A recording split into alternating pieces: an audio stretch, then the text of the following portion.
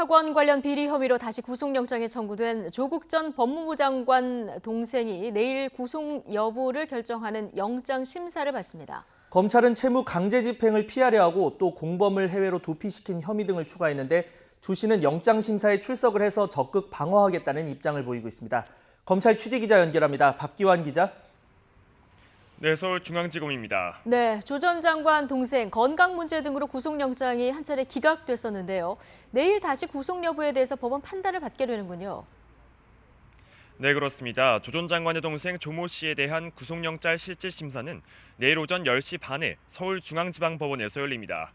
영장심사는 지난번과 달리 신종열 부장판사가 맡게 됐습니다. 검찰은 어제 조 전 장관의 동생 조모 씨에 대해 배임과 배임 수재, 증거인멸 교사 등 모두 6가지 혐의를 적용해 구속영장을 청구했습니다. 지난 9일 첫 구속영장이 기각된 지 20일 만인데요. 강제집행 면탈과 범인 도피 2가지 혐의가 추가됐습니다. 우선 조 씨가 웅동학원 사무국장 역할을 하면서 웅동학원을 상대로 허위 소송을 벌여 100억 원대 채권을 확보한 배임 혐의를 받는데요. 이와 관련해 한국자산관리공사가 웅동학원에 대해 보유한 120억 원대 채무의 강제 집행을 피하려고 했다는 혐의가 추가됐습니다. 또 앞서 구속된 금품 전달책 2명을 검찰 수사를 피해 해외로 나가도록 지시한 것과 관련해 범인 도피 혐의도 포함됐습니다.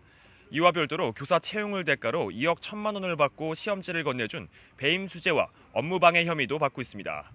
법원은 지난 9일 주요 범죄의 다툼의 여지가 있고 피의자 건강 상태 등을 참작해 구속영장을 기각했는데요. 이번에도 조 씨의 건강 상태가 구속 여부의 관건이 될 것으로 보입니다. 당시 조 씨는 목 부위 척추 이상으로 부산의 한 병원에 입원했다가 강제 구인을 당하자 영장 심사를 포기하기도 했습니다. 조 씨 측은 YTN과 통화에서 최근 병원 시술 뒤 상태가 호전돼 이번 영장 심사에 출석해 적극 변론에 나설 뜻을 밝혔는데요. 조 씨는 이미 서울로 올라와 변호사와 함께 영장 심사에 대비하고 있는 것으로 알려졌습니다. 네, 내일 영장 심사 결과에 따라서 앞으로 수사가 어떻게 될지가 가장 관심을 끌고 있는데 특히 조 전 장관 관련 수사에도 영향을 미칠 수 있다 이런 관측도 나오고 있죠. 네, 그렇습니다. 조 씨의 영장이 발부될 경우 위장소송 의혹과 관련해 조 전 장관에 대한 직접 수사를 할 가능성이 커질 것으로 보입니다.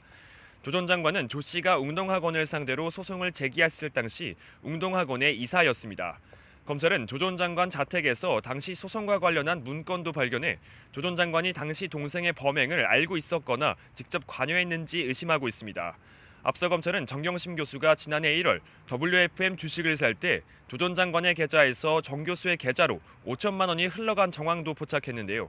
조 전 장관이 이 사실을 알고 있었다면 공직자윤리법 위반 혐의를 적용하는 방안을 검토하고 있습니다. 조 전 장관 동생 조 씨에 대한 구속 여부는 이르면 내일 밤 늦게 결정될 것으로 보이는데요. 검찰이 조 씨의 신병을 확보하게 되면 곧바로 조 전 장관의 소환 조사 시기를 조율할 것으로 보입니다. 지금까지 서울중앙지검에서 YTN 박기환입니다.